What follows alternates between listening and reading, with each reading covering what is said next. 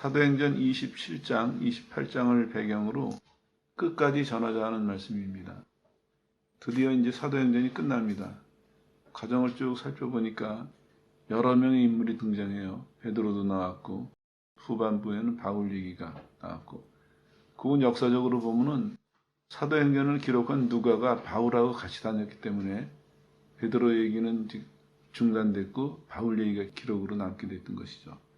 아무튼 쭉 과정을 살펴볼 때 참으로 파란만장했습니다. 여기도 보니까 14절에 로마로 가니라 하는 얘기는 드디어 로마로 갔다, 드디어 로마에 이르렀다, 이런 표현이에요.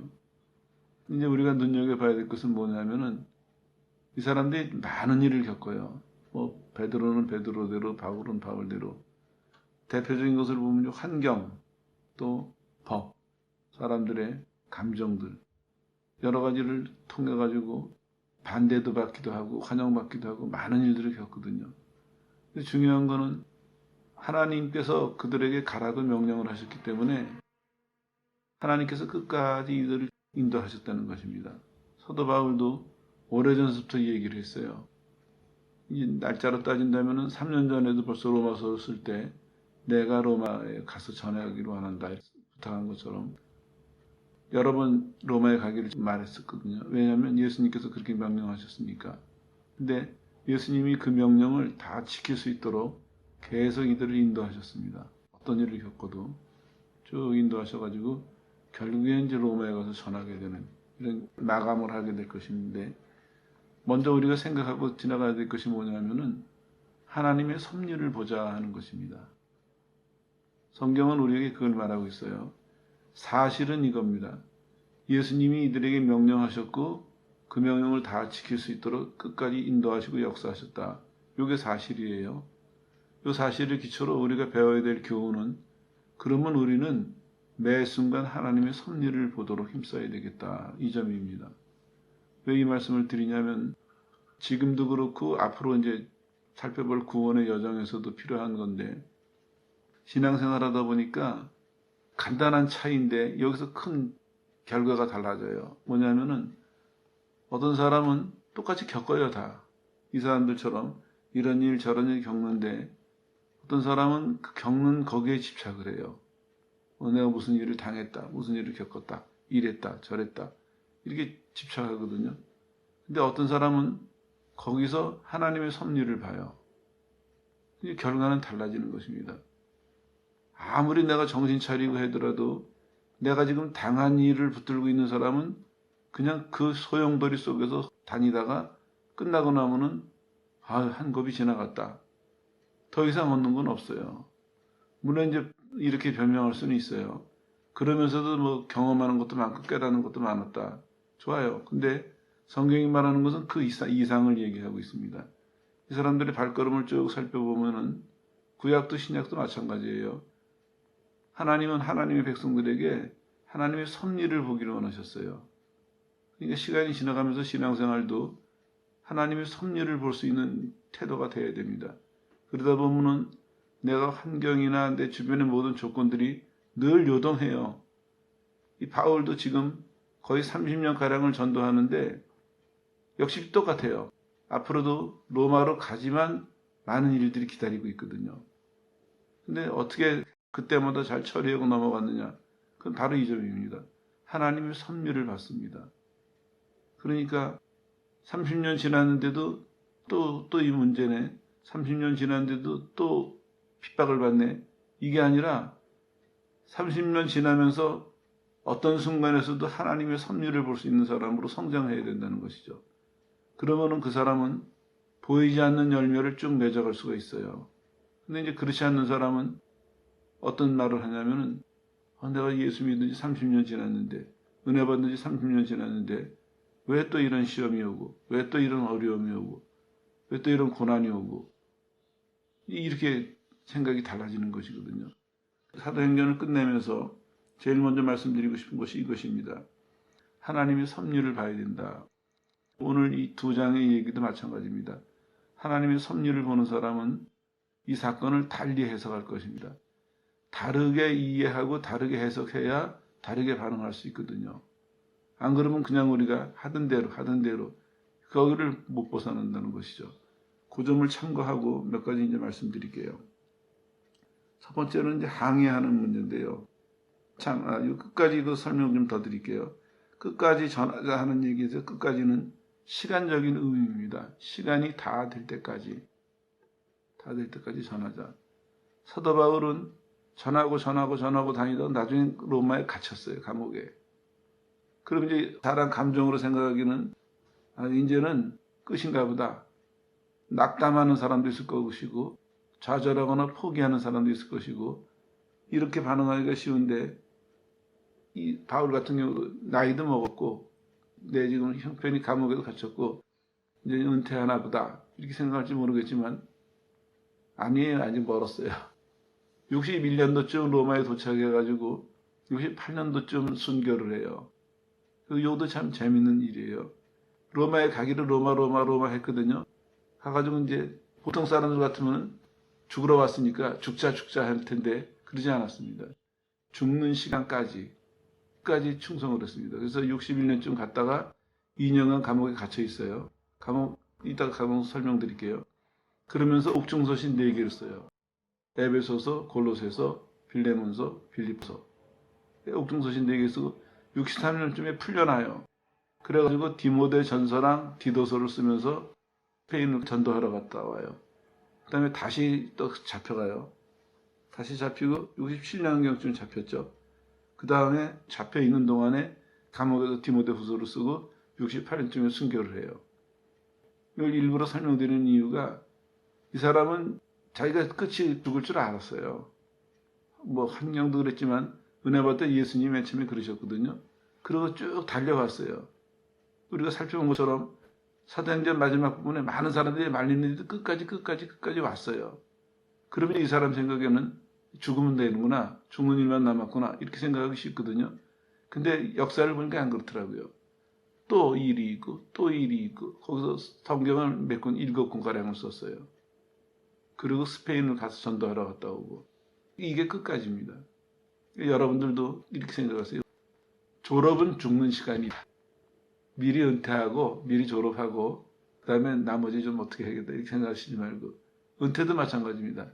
내가 죽는 시간이 은퇴하는 시간이다. 이렇게 생각하셔야 돼요.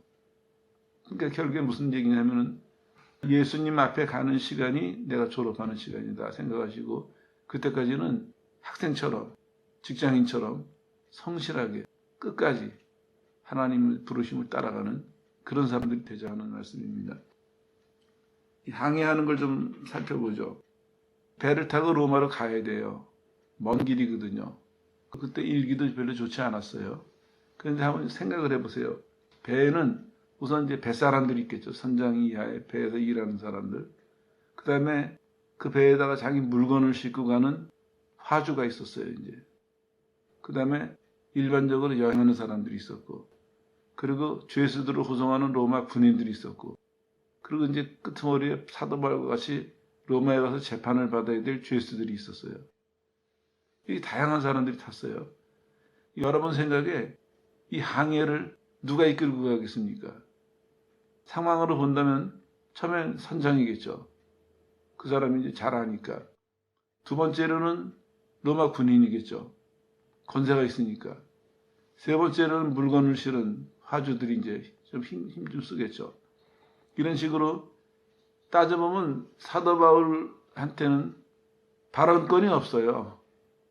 왜냐하면 자기는 직원도 아니고 죄수로서 끌려가는 사람이거든요. 이럽시다 저럽시다 발언권이 없어요. 그런데도 이제 과정을 쭉 보니까 떠나기 전에 바울이 뭐라 그러냐면 날씨가 안 좋아서 안 가는 게 낫겠다. 지금 만약에 간다면 우리가 위험하다. 배도 물건도 생명도 위험할 수도 있다. 바울이 얘기를 해요. 사람들이 귀담아 듣질 않았어요. 그 사람은 뱃사람도 아니고 더군다나 죄수로서 발언권도 없는 주장할 만한 게 아무것도 없잖아요. 저 하다못해 승객들은 내 돈 내고 표 샀으니까 주장이라도 해야겠는데 그렇게 시작이 됐어요. 근데 조금 타고 가다 보니까 풍랑을 만나요. 드디어. 그래가지고 굉장히 큰 풍랑을 만나가지고 14일을 바다에서 떠돌아다녀요. 그러니까 사람들이 이제는 로마 군인도 다 기가 죽었고 그 뱃사람들도 다 자신을 잃었고 사람들이 굶고 지치고 피곤해가지고 다 포기한 그런 이제 두려움에 빠졌어요. 우리가 어떻게 될까? 살아날 수는 있을까? 근데 또 바울이 얘기를 해요. 뭐라고 얘기냐면 걱정 말아라. 간밤에 하나님께서 나한테 말씀하셨는데 사자를 통해서 말씀하셨는데 우리가 다 살 것이다. 이 배를 3번을 갈아탄 얘기입니다. 마지막 순간이죠. 다 살 것이다. 이 바울이 얘기를 해요. 그러면은 이 배를 움직이는데 힘쓸 수 있는, 주장할 수 있는 사람들이 많은데도 불구하고 그 사람들의 경험, 그 사람들의 권세, 그 사람들의 권리, 그걸 다 물리치고 지금 누가 얘기하고 있습니까? 묶여가는 바울이 얘기하고 있어요. 어려움도 미리 예고해주고, 어려움 가운데서 위로도 해주고, 그리고 하도 이 사람들이 이제 힘을 못 내니까 바울이 14일에서 배고프잖아요. 그 사람들이 보는 앞에서 음식을 먹어요. 봐라, 우리 살아난다. 먹고 힘내자. 이 사람들이 힘을 얻어가지고 먹어요, 이제. 그리고 드디어 이제 하나님 말씀하신 대로 배가 해안가에 이렇게 다다라요. 그랬을 때 바울이 또 얘기를 해요. 군인들한테. 뱃사람들 붙잡아라. 안 그러면 우리 다 죽는다. 그때 그 뱃사람들이 배가 파손할 줄을 알았어요. 정상적으로 부대에 정착할 수 없으니까 모래 언덕에 가서 배가 처박힐 것인데 이 사람들 아니까 살아나려고 도망갈 생각을 했었어요. 바울이 그걸 눈치채고 저 사람들 도망가면 우리 못 산다. 군인들이 뱃사람들을 붙들었어요. 그래가지고 뱃사람들이 도망 못 가고 할 수 없이 힘을 합해가지고 배가 부서졌지만 육지에 닿았어요. 그러고 나니까 어떻게 됩니까, 이제? 이번에는 죄수들이 문제예요. 배가 깨졌으니까 각자 헤엄쳐서 저만큼을 가야 되는데 다른 사람들이야 뭐 다 자유인이지만 죄수들은 놓치면 안 되잖아요. 그러니까 그때는 통상적으로 군인들이 죄수들을 죽였거든요. 도망 보내느니 죽이자. 그 인서라는 군인이 뭐라고 얘기합니까? 바울을 생각해서 살려줘라. 죄수들 다 풀어줘서 자유롭게 헤엄쳐서 살아나도록 해라. 276명이 다 살아났어요. 자, 이 과정을 한번 다시 한번 생각을 해보세요. 누가 주도했습니까? 누가? 묶여가는 바울이 주도했어요. 묶여가는 바울이. 인간적으로 보면은 제일 힘든 사람이고 제일 불편한 사람이었어요. 권리도 없어요. 그 사람 얘기를 처음에는 아무도 안 들었어요. 그런데 이 배가 항해하는데 주장할 수 있고 뭔가를 기여할 수 있다고 생각한 모든 사람보다 하나님의 사람 사도 바울에 의해서 이 항해가 계속 진행이 되고 있다 이런 얘기입니다. 여기서 우리는 인생을 한번 생각해보고 넘어가야 돼요. 우리가 살아가면서 무슨 일을 겪을 때 사람들은 경험을 내세우고 자기의 권세를 내세우고 권리를 내세우고 다 주장을 하려고 해요. 또 어떤 사람은 좋은 마음으로 기여하려고 그래요. 근데 실제로는 누가 도움을 줄 수 있습니까? 하나님의 사람이에요. 하나님의 사람. 예수님께서는 성령으로 전해라 하시고 일만 시키신 것이 아닙니다. 전도만 시키신 것이 아니라 이 사람들이 가는 곳마다 병자를 고쳐주고 아픈 사람을 위로하고 사람들의 필요를 채워줬습니다. 구약은 더해요. 선지자들이 가는 곳마다 병자를 치료해 줄 뿐만 아니라 먹을 문제를 해결해주고 물 문제를 해결해주고 인간의 영혼뿐만 아니라 인간의 육신의 문제 그걸 다 하나님의 사람들을 통해서 해결해 주시면서 우리를 인도하고 계시다 하는 얘기입니다. 그러면 이제 우리 태도가 중요하거든요. 우리가 편협한 사람이 돼가지고 영혼이 중요해 이것만 생각하고 사람들의 삶을 돌보지 않는다면 이건 올바른 것이 아닙니다. 물론 이제 육신의 삶에만 너무 지나치는 것은 더 틀린 일이지만 오늘 이 사도행전을 마무리 지면서 종합적으로 정리해보면 영혼을 구원하기 위해서 우리는 전도하는 사명을 받았어요. 그러나 동시에 그 사람들의 영혼뿐만 아니라 그 사람들이 이 땅에서의 삶을 돌보는 것도 같이 생각을 해야 됩니다. 하나님은 창조의 하나님이시거든요. 구원의 하나님이시고. 근데 자칫 잘못하면은 우리가 한쪽으로 치우치기가 쉬워요. 신앙에 치우치다 보면 인생을 소홀하게 되는데 그건 옳은 태도가 아닙니다. 이 균형이 있어야 됩니다. 물론 우선을 따진다면 신앙이 먼저입니다. 그러나 신앙이 중요하다고 해가지고 하나님은 인생을 포기하거나 함부로 살라고 말씀하시지 않습니다. 신앙이 중요한 만큼 인생의 순간순간을 충실하게 살아가야 됩니다. 그래서 이 얘기가 발전되다 보면 나중에 교회에 그런 권면이 참 많이 나와요. 너가 잘 믿을 뿐만 아니라 너의 생활도 잘해야 된다. 그래서 양쪽에서 모범을 보여야 된다. 잘 믿는다는 것을 핑계로 해서 생활을 소홀히 한다거나 잘 믿는다는 것을 핑계로 해서 생활을 무시한다거나 이거는 덕을 세우는 일이 아닙니다. 그리고 정상적으로 본다면 올바른 신앙을 갖고 있다면 올바른 생활로 이어질 수가 있습니다. 왜냐하면 이 사람은 하나님을 창조주로 믿기 때문에 하나님은 구원자뿐만 아니라 창조주시기 때문에 정말 하나님의 구원을 확실하게 믿는다면 하나님의 창조의 질서와 섭리도 확실하게 따라가야 되거든요.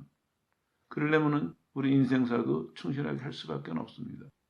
이게 이제 기본적인 틀입니다. 그러면서 생각해야 될 것이 바로 이거예요. 하나님의 사람은 어떤 순간에서도 하나님의 섭리를 기대해야 됩니다. 지금도 누가 인도하고 있습니까? 사도 바울이 인도하고 있어요. 이 사람들을. 뭘 해야 될지, 어떻게 해야 될지.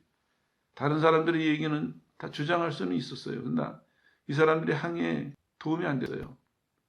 오직 사도 바울만이 하나님의 사람, 성령의 인도를 받는 사람만이 그 상황과 상관없이 자기의 능력과 상관없이 사람들을 바른 길로 인도할 수 있고 안전한 길로 인도할 수 있고 이런 것들을 봤을 때 우리가 마음속에 깊이 붙들고 지나가야 될 것이 뭐냐. 매 순간 하나님의 섭리를 봐야 되겠구나. 이게 이제 이론이니까 이해가 잘 안 가시죠. 실제로 이 삶에서도 그래요. 무슨 일을 겪으면서 그 일에만 몰두하면은 더군다나 이 일을 가지고 손해와 이익을 따진다면은 이게 나한테 좋은 일이냐 나쁜 일이냐 유익한 일이냐 손해가 끼치는 일이냐 따진다면은 바로 못 봐요. 그러나 내가 무슨 일을 겪지만 그 소용돌이 속에 있지만 하나님의 섭리가 무엇일까를 보는 사람은 비록 때로는 몸은 고생할지 모르지만 거기서 빛을 볼 수 있습니다. 특별히 그 광풍이 몰아치는 14일 동안에 사람들이 이제는 죽었구나. 뱃사람들도 그랬을 거예요. 내가 선원생활 몇 년 했어도 이런 건 처음이다. 이건 꼼짝없이 죽는 형편이다. 근데 한 사람 빛을 본 사람이 있어요. 사도 바울. 그 사람이 얘기해서 사람들의 마음도 진정시킬 뿐만 아니라 음식을 줘서 환경도 안정을 시키고 그 다음 단계로 넘어갈 수 있도록 똑같습니다. 여러분들이 무슨 일을 겪을 때 무슨 일 속에 있을 때 그걸 꼭 생각하십시오. 당장 여러분과 그 일만 생각하시는 것이 아니라 하나님의 섭리를 바라보세요. 하나님 뜻이 무엇일까? 하나님이 이걸 어떻게 하실까? 그러면 새로운 길이 보입니다. 우리가 가야 될 길은 바로 그 길입니다. 예수님이 원하시는 것은 바로 그거예요. 세상 사람들식으로 아프면 약 먹고 약 먹고 안 하는 얘기는 아니에요. 화나면 싸우고 없으면 걱정하고 그러면 세상 사람들하고 다를 바가 뭐가 있습니까? 그 사람은 자기 인생을 주관하지 못해요. 자기 인생을 해결하지 못합니다. 그저 수동적으로 인생, 환경 이런 것에 이끌려가는 그것밖에는 더 할 게 없습니다. 그러나 오늘 이 사람을 보십시오. 묶여가는 형편에 있지만 그러나 아무런 상관없이 아무런 구애받지 않고 하나님의 사람으로서 그들의 영혼을 책임지고 그들의 생명을 책임지고 그들의 삶의 안전을 책임지는 다르죠. 하나님이 우리에게 원하시는 모습은 바로 그것입니다. 끝까지 우리가 전해야 되는데 끝까지 전해야 된다는 속에서는 뭐가 그것을 가능하게 할 것이냐. 매 순간 하나님의 섭리를 보려고 하는 사람, 매 순간 하나님을 의지하고 그리고 그 하나님의 섭리를 따라가는 사람, 그런 사람이 끝까지 하나님을 따라갈 수 있고 끝까지 사명을 감당할 수 있다. 그런 얘기입니다. 지나간 얘기는 지나간 거로 두세요. 오늘서부터는 여러분에게 닥치는 모든 환경과 조건을 그냥 그것만 생각하시지 말고 그 가운데서 여러분의 머리는, 여러분의 마음은 하나님께로 깨어 있어야 됩니다. 하나님의 뜻이 무엇일까? 하나님이 어떻게 인도하실까? 그렇게 깨어 있는 훈련을 하십시오. 이제 처음에는 저는 이제 실패하기도 하고 해요. 그렇지만 꾸준히 하다 보면은 어느 순간에 빛이 보입니다. 사모하는 자에게 하나님이 열어주세요.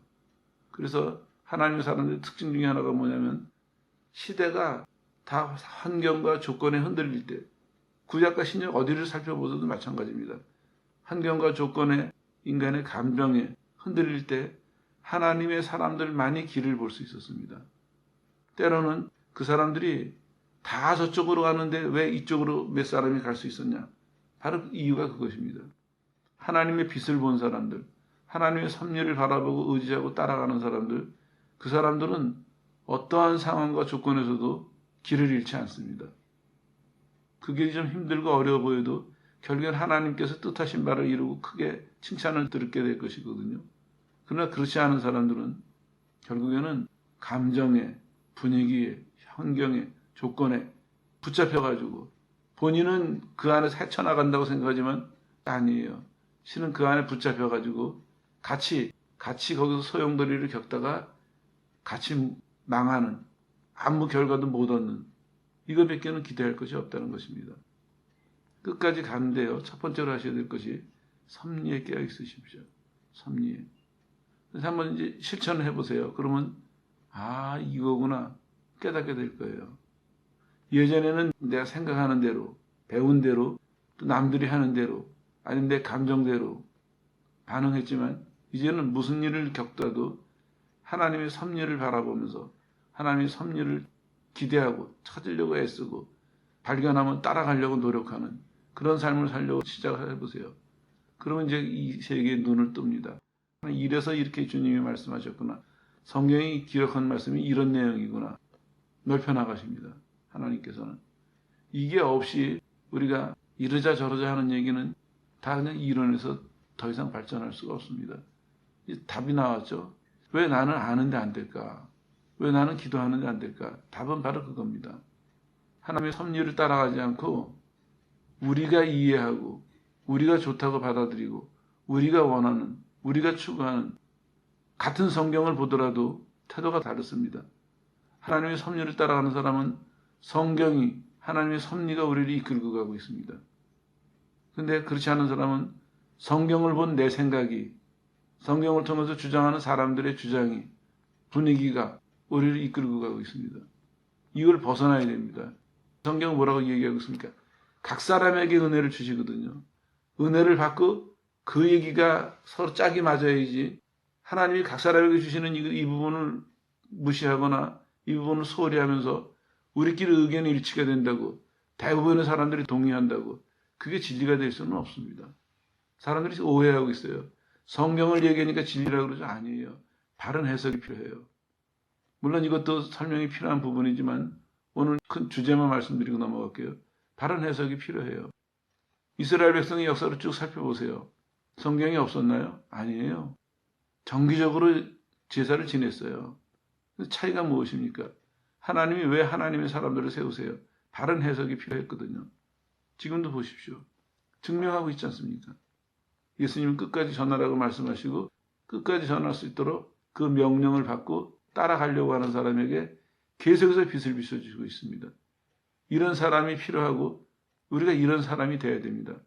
유명해지지 않아도 좋아요. 어디 가서 무엇을 하더라도 꼭 필요한 사람, 특별히 사람의 구원과 사람들의 삶을 위해서 하나님의 빛을 비춰줄 수 있는 사람, 하나님의 그 빛을 전해줄 수 있는 사람, 이런 사람들이 필요하죠. 두 번째는 중간에 멜리데라는 섬 얘기입니다. 섬에 도착을 했어요. 중간에 아직 가진 못했죠. 제법 큰 섬이에요. 도착했더니 섬 사람들이 이제 배가 부서져서 왔으니까 음식도 주고 불도 펴서 이제 잘 보호를 해줬어요. 바울도 한번 불가에 앉아 있다가 나뭇가지를 무심코 집어넣는데 뱀이 숨어있던 것 같아요. 거기 뱀이 들어있다가 바울을 물었어요. 그랬더니 그 섬 사람들이 생각하기를 저 살인자인가 보다. 얼마나 흉악한 죄를 졌으면 바다에선 살아났을지 모르지만 하늘이 용서하지 않았구나. 공의가 용서하지 않았구나. 비난을 했습니다. 근데 조금 있다 보니까 안 죽어요. 금방 생각이 바뀌어가지고 이 사람이 신인가 보다. 뱀한테 물려도 안 죽는 거. 독사였겠죠. 자, 그러고 나서 보니까 이제 그 섬에서 제일 높은 사람, 아버지가 아파가지고 치료해주고 많은 사람을 치료해주고 전도하는 결과가 왔어요. 여기서도 보니까 바울은 비난을 받을 때도 끝까지 전도했습니다.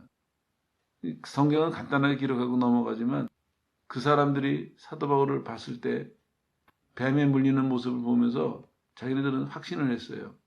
아, 이거는 흉악한 사람이라 바다가 살려줬는데도 하늘이 벌을 주는구나. 이게 했거든요. 그게 간단하게 한 것 같지는 않아요. 아마 눈빛이라든지 아니면 말이나 행동이나 굉장히 차갑고 아주 모질게 사도 바울을 대했겠죠. 그런데도 바울은 구애받지 않고 끝까지 전할 태도였습니다. 또 자기를 신이라고 떠받들 때도 거기 들떠가지고 그 기분에 도취하지 않고 해야 될 일, 예수님을 전하는 그 일에 정신을 놓지 않았습니다. 그래가지고 결국엔 그 섬에서도 좋은 열매들을 많이 맺고 떠나게 되죠. 그 사람들이 도움을 받아가지고. 이거는 다시 한번 생각해보면 그런 얘기입니다. 우리가 살아가면서 믿는 사람이 하나님의 뜻을 따라갈 때 비난을 받을 수도 있어요. 왜냐하면 하나님의 뜻을 따라가는 사람은 그 길에 있는 사람만이 그 사람을 이해하거든요. 그걸 이해하지 못한 사람은 믿는다면서 왜 그래? 믿는 사람이 왜 그래? 얼마든지 비난할 수 있습니다. 그리고 교회 역사에서 보면은 이럴 때가 많이 있었어요. 세상은 교회를 보고 늘 손가락질을 해요. 심한 경우는 핍박을 하면서 하나님이 살아계시다면 너희를 왜 그냥 핍박을 받게 두시냐.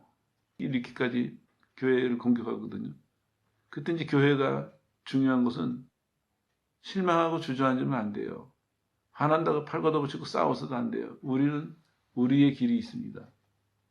비난을 받아도 칭찬을 받아도 하나님을 따라가는 끝까지 전하려고 하시는 이 길을 따라가야 됩니다. 성령은 늘 우리에게 오셔가지고 우리가 이 사명을 감당할 수 있도록 하나님의 자녀로서 살아갈 수 있도록 늘 깨우쳐 주시고 인도하시거든요. 그거 안 놓치면 돼요. 그거 따라가면 됩니다. 그러면 우리의 삶과 우리의 말을 통해서 하나님의 뜻이 전해지고 하나님께서 영광을 받으실 거예요. 그런데 우리가 여기서 비난을 받는다고 태도를 바꾸거나 칭찬을 받는다고 태도를 바꿔버리면 그 다음에 이제 하나님의 열매는 없는 것이죠. 여기서도 끝까지 전하는 두 번째 요소는 뭐냐면 비난과 칭찬 속에서도 자기의 길을 잃지 않았습니다. 이 태도가 중요해요. 여러분들 생활하시다 보면 이제 그런 게 와요. 뭐냐면 신앙생활을 잘하려고 마음먹고 힘쓰는데 어려움이 올 수도 있습니다. 또 오히려 잘 돼가지고 남들에게 부러움을 살 수도 있어요. 그때 중요한 것은 뭐냐면 내가 마음의 길을 잃지 말아야 됩니다. 교회 역사를 보면요. 이 두 가지가 문제예요. 어려워서 배반한 사람, 잘 돼서 배반한 사람. 오죽하면 성경이 이렇게 말하고 있어요. 하나님 나를 부하게도 마시고 가난하게도 마십시오. 내가 가난해서 비난받는 것도 안 좋은 일이고 내가 부자가 돼서 하나님을 모른다고 하는 일은 더 위험한 일이니까 나를 부하게도 마시고 가난하게도 마십시오. 왜 그 말을 했겠습니까? 이게 우리 삶에 있는 큰 숙제예요. 늘 두 개가 양쪽에 우리 앞에 있습니다. 늘 두 개가. 뭐 어쩔 수 없이 겪는 문제거든요. 그러니까 그런 문제가 있다는 것에 대해서 두려워할 필요도 없고 그런 문제가 있다는 것에서 불평할 필요도 없어요. 왜냐? 똑바로 가면 되잖아요. 내 앞길에 어려움과 칭찬이라는 이 유혹이 비난과 유혹이 계속해서 내 앞에 가로막아도 내가 내 길을 가면 되잖아요. 철로역좀 가끔 말씀을 드렸는데 그걸 보세요. 이 사람이 가다가 어떤 성을 위에서 바라보니까 사자가 묶여 있는 거예요. 양쪽으로. 암만 생각해봐도 잡혀먹힐 것 같았어요. 많은 사람들이 여기서 돌아갑니다. 이 사람은 용기를 내서 다가가 보니까 사자가 있기는 있는데 줄에 묶여가지고 사람이 가운데로 지나갈 만큼 남겨놓고 줄이 돼요. 누구든지 용기를 내고 지나가면은 지나갈 수가 있는데 대부분의 사람들이 멀리서 바라보고 지레짐작으로 자기 판단으로 포기하거나 두려워하거나 돌아가 버리는 그런 모습이 나와요. 똑같습니다. 우리 앞에 비난과 칭찬이 있다 할지라도 내가 내 길을 잃지 않으면 하나님은 그 사이에 내가 걸어갈 수 있는 공간을 분명히 남겨놓으셨어요. 분명히. 근데 누가 볼 수 있느냐? 믿음으로 가는 자만이. 믿음으로 순종하는 자만이 그 스릴을 경험할 수 있고 거기서 믿음이 더 강해질 수 있고 열매를 맺을 수가 있죠. 멀리서 바라보고 판단하고 멀리서 감정으로 대하는 사람은 못 따라갑니다. 여기서도 보니까 끝까지 가는데 무조건 간 것만이 아닙니다. 바다의 풍랑도 지나왔죠. 섬에서의 이런 경험도 지나죠. 그러면서도 자기의 길을 잃지 않고 해야 될 일이 무엇인가를 끝까지 행하는 이 모습을 성경은 강조하고 있습니다. 세 번째로는 드디어 로마에 이제 도착을 해요. 도착을 하니까 하나님이 첫 번째 이 사람들에게 뭘 주시냐면 위로를 주세요. 예수 믿는 사람들이 사도 바울이 온다는 소문을 듣고 기다리고 있었어요. 15절에 보니까 안비오 저자 이렇게 써 있는데 이게 안비오 광장을 의미하고 있습니다. 로마로부터 65km 떨어진 곳이에요. 그 다음에 삼관이라는 지역은 50km 정도 더 떨어진 곳이에요. 부둣가에서부터 기다렸던 것 같아요. 사도 바울이 위로를 받아요. 하나님이 준비하셨구나. 믿는 사람들을 만나니까 용기도 더 생겼겠죠. 그리고 하나님이 이 사람들을 보내신 걸 생각하니까 마음에 큰 힘을 얻고 그러니 로마로 같이 들어갑니다. 신앙생활 하면서 끝까지 갈 때 늘 기대해야 될 것이 바로 이것입니다. 하나님은 끝까지 공급하세요. 끝까지. 우리 보고 감당하라 그러시는 것이 아니라 끝까지 공급하세요. 여러분도 오늘 사도행전을 마치면서 이 부분에 확실한 믿음이 있었으면 좋겠습니다. 그리고 앞으로 우리가 다음 주부터는 모세오경을 중심으로 구원의 여정을 살펴보려고 하는데 이제 반복될 거예요. 뭐냐? 하나님이 준비하심이에요. 이제는 하루를 일어나실 때 오늘 뭐 할까? 이런 망설임도 버리시고 오늘 닥칠 일에 대한 두려움도 버리세요. 오히려 태도를 바꿔야 됩니다. 하나님이 뭘 준비하셨을까? 뭘 준비하셨을까? 그건 왜 말씀드리냐면은 하나님이 준비하셨어도 내가 그걸 받아들일 자세가 안 되잖아요. 그러면 은혜와 복은 받으면서도 이 그냥 그 순간에 일회용으로 다 지나가 버려요. 내게 더 큰 유익을 주지 못해요. 그러나 하나님의 준비를 기대하는 사람은요. 하나님이 주시는 은혜와 축복이 오늘 끝나는 것이 아니라 내 신앙생활 끝날 때까지 연결이 돼요. 하나님이 살아계신 것을 믿잖아요. 그러면 이렇게 이해하셔야 돼요. 내가 죽는 날까지 살아계신 하나님 앞에 있는 거구나. 차이는 뭐냐면요. 하나님이 살아계신 것을 아는데 어떤 사람은 자기 느낌 위에 서 있어요. 그때 그렇게 느꼈어요. 그 상황, 그 조건, 특히 열심히 해가지고 열심히 기도해서 느끼고 이 사람은 평생을 살면서 별로 안 돼요. 은혜의 시간이. 왜냐하면 조건이 맞아야 되니까. 그 상황이 돼야 되니까. 근데 믿음으로 사는 사람은 하나님이 살아계신 것을 믿으면 오늘 내가 못 느껴도 하나님 살아계셔요. 하나님 살아계신 것은 안 변하거든요. 그러면 오히려 살면서 살아계시는구나. 살아계시는구나. 이렇게 더 믿음이 강해질 텐데 자기 위주로 믿으니까 자기가 옛날에 느꼈던 그 상황 이만큼 기도하니까 이만큼 애쓰니까 이런 조건이 되니까 어디 가니까 이렇게 되면 이 풍성한 축복을 숟가락으로 떠먹는 거예요. 하나님의 축복과 은혜가 바닷물로 비유한다면 숟가락으로 떠먹고 앉아 있는 거예요. 어쩌다 한 번씩. 아니에요. 태도를 바꿔야 됩니다. 하나님은 준비해 놓으세요. 여러분도 오늘 가만히 생각을 해보세요. 예배 끝난 다음에 얼마나 많이 준비해 놓으셨습니까? 엄밀하게 말하면요. 우리 삶 전체가 하나님이 준비된 삶입니다. 우리 생각하기는 그때 내가 이렇게 해가지고 뭔가 된 것 같죠? 아니에요. 다 하나님이 준비하심입니다. 극단적으로 말해서 하나님이 허락하시지 않으면 우리에게 이루어질 수 있는 일은 아무것도 없습니다. 축복도 그렇고 심지어는 고난까지도 다 준비된 거예요. 오늘 사도 바울은 로마에 도착하면서 이 심정을 잘 생각해 보세요. 그렇게 애타던 로마에 왔어요. 무엇을 의미냐면 죽을 시간이 가까웠다는 얘기거든요. 근데 하나님은 첫걸음에서 로마에 내리는 바울에게 위로를 주세요. 믿는 사람들을 보내셔가지고 멀리서부터 이 사람들이 와서 바울을 기다리고 있었습니다. 하나님의 위로를 전하고 하나님의 은혜를 전하고 용기를 북돋아 주죠. 우리도 생활할 때 늘 우리는 일하고 받는 것이 아니라 늘 은혜를 먼저 받는 것입니다. 하나님에게 늘 눈을 떠보세요. 오늘 저녁부터 이렇게 하세요. 하나님이 준비하신 하루를 내가 복되게 살았습니다. 참 감사하게 살았습니다.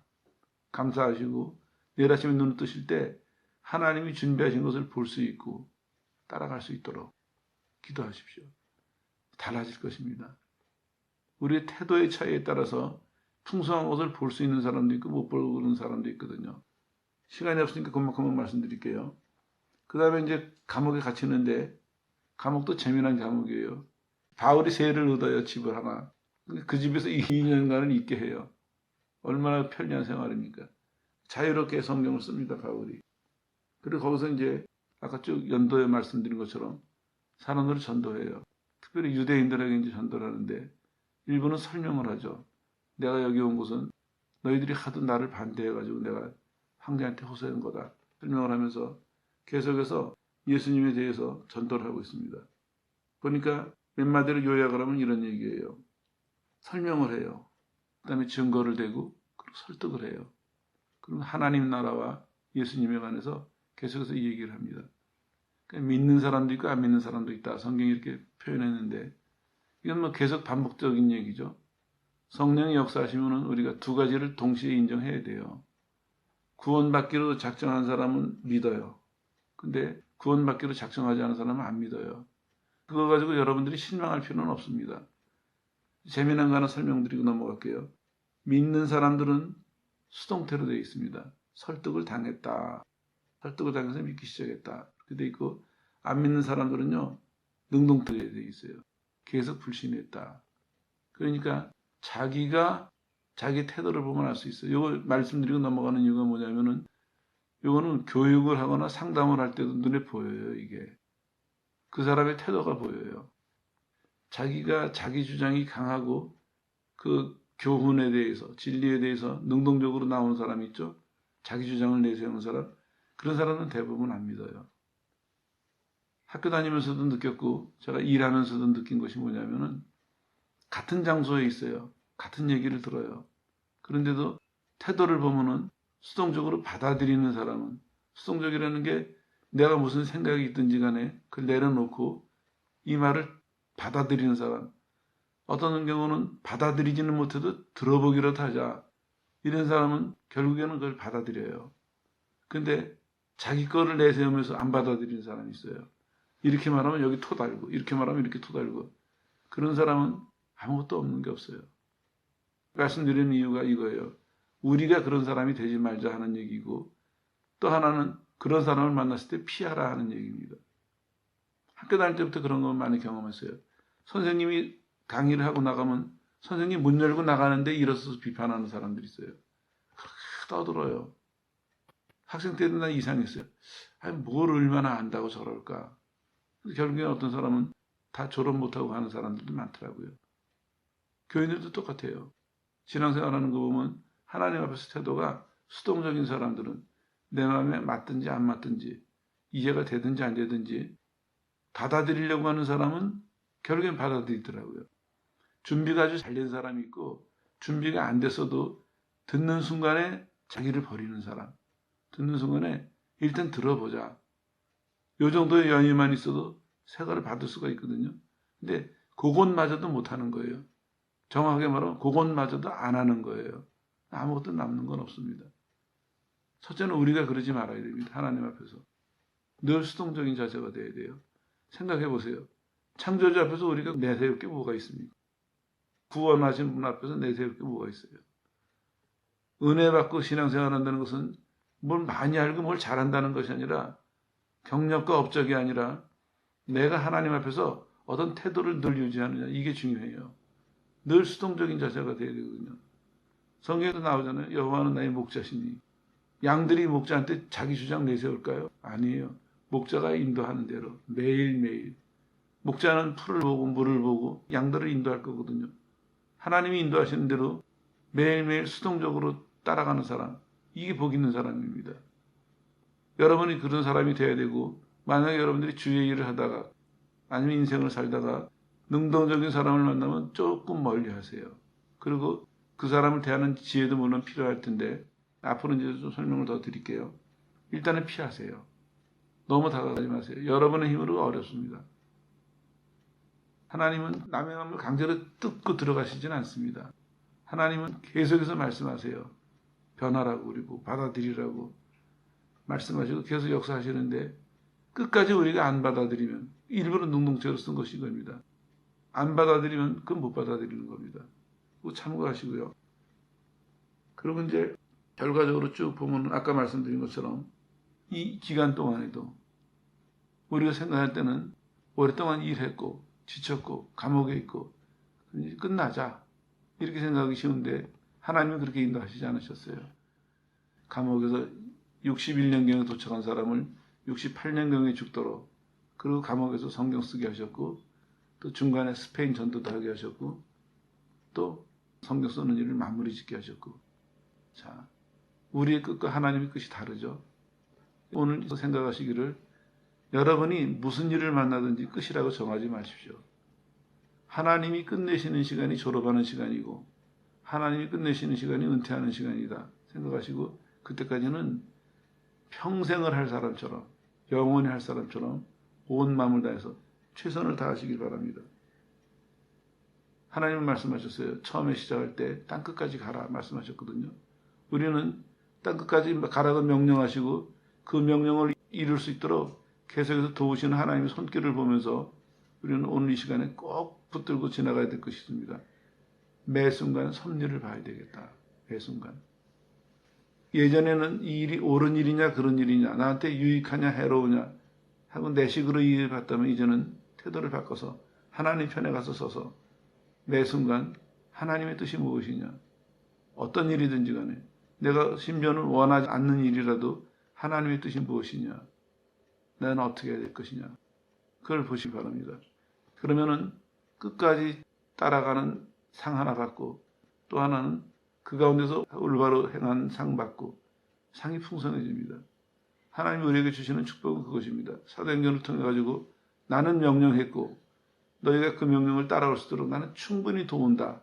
이걸 말씀하시면서 이 두 가지 조건을 충족하는 사람은 끝까지 나를 따라오고 끝까지 나를 의지하는 사람은 하나님 풍성한 상을 주신다 하고 말씀하고 있습니다.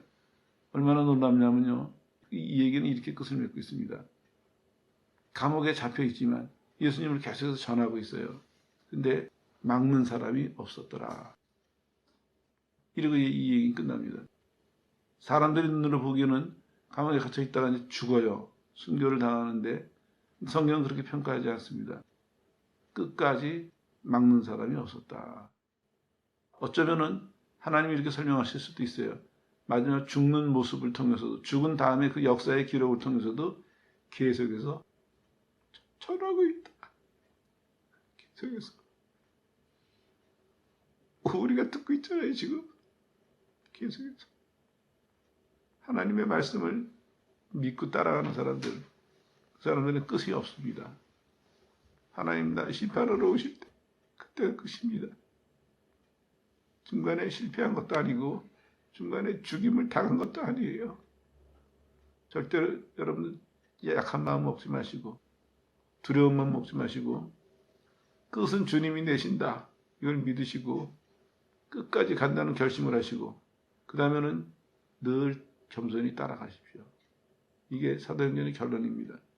증인이 되라고 말씀하셨는데 증인이 되라고 말씀하신 것을 주님은 그렇게 매듭짓고 있으십니다. 믿고 순종해라. 왜냐? 하나님이 계시기 때문에 하나님이 이끄시기 때문에 이 시간 이후로 여러분들이 신앙생활과 주님 섬기는 삶에 있어서 태도도 달라지고 결과도 달라지기를 예수의 이름으로 축원합니다.